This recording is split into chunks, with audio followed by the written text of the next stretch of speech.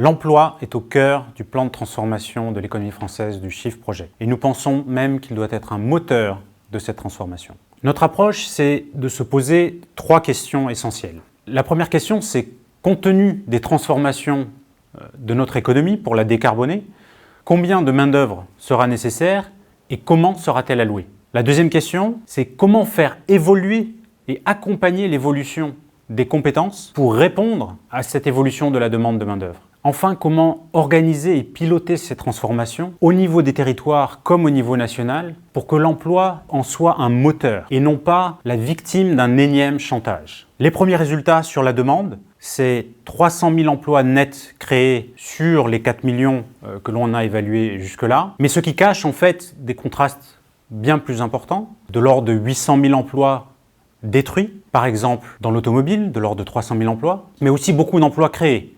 1 100 000 emplois, 500 000 dans l'agriculture, des centaines de milliers dans le vélo et la cyclo-logistique, et aussi quelques dizaines de milliers dans la rénovation énergétique du bâtiment. La question de l'offre maintenant. Il est clair qu'il va falloir systématiser l'enseignement des enjeux énergie-climat dans tous les métiers et tous les secteurs. Ensuite, déterminer secteur par secteur les besoins d'évolution des compétences et des pratiques et les leviers à mobiliser pour arriver à cette transformation. Enfin, il ne faut pas oublier de soutenir la demande de formation dans les entreprises et notamment dans les TPE-PME qui ont moins de temps à mobiliser pour leurs salariés. Si l'on met bout à bout ces évaluations de demande et de compétences, on espère que cela doit pouvoir faciliter les besoins de reconversion qui seront massifs. Nous avons fait des rapprochements par exemple entre les secteurs automobile et vélo, entre les sous-secteurs du bâtiment, de la construction et de la rénovation, pour voir dans les 5 années à venir comment transférer les emplois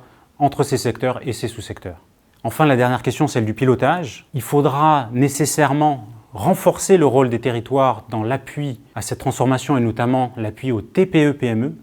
C'est vraiment ce qui est ressorti de nos analyses. Et puis, le besoin de définir des politiques industrielles nationales très fortes qui vont permettre de coordonner les acteurs, mais qui vont aussi demander de revoir notre gouvernance pour sortir des échecs documentés des 20 dernières années de soutien inconditionnel au marché et aux grandes entreprises. Ce qui est sûr, c'est que l'emploi de tous les secteurs sera impacté, de manière très hétérogène et parfois massive. Et je vous donne donc rendez-vous pour le rapport final pour des propositions pour les 5 prochaines années.